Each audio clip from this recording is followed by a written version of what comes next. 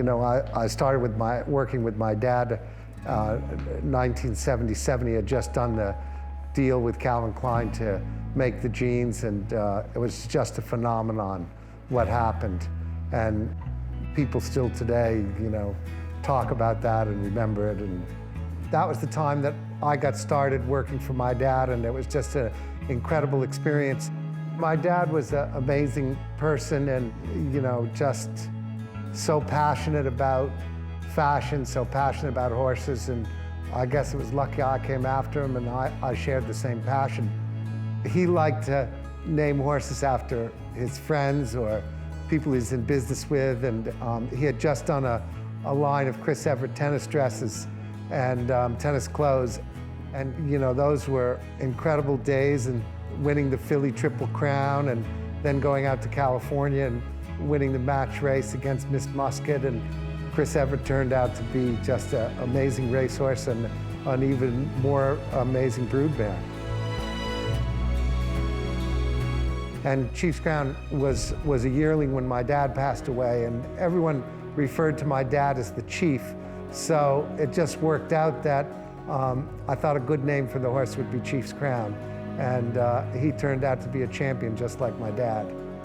I got a little spoiled though, because the first horse that I ever really was involved in that way was Chief's Crown, and I didn't realize how really special it was.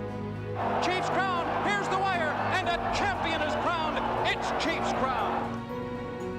Chief's Crown didn't come too far after Chris Evert, and maybe I just thought that's the way it was, but I've been waiting 40-some years or 30-some years to get another horse even close to Chief's Crown. I think that both in fashion and in horse racing, things move quickly. They move on, different bloodlines, different stallions. Nothing stays the same, and I think fashion is the same way. So I like the racing, but I really like the breeding too. And I guess, because I was involved with my dad in the breeding, and I really enjoy that. And in some ways, it's a lot like fashion, mixing things together and see what you come up with.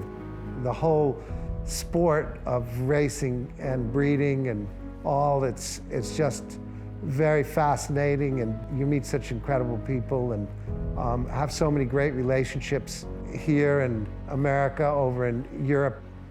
Being exposed to New York racing the way I am, not only as a participant but on the board, I think there's just an incredible amount of energy by the New York Racing Association, the management, to really make an incredible experience for the fans, for the owners, for the gamblers, for the whole sport. And I think that we're really doing some amazing stuff there, and I think it's just getting better and better. It's just the beginning of where I think racing is going.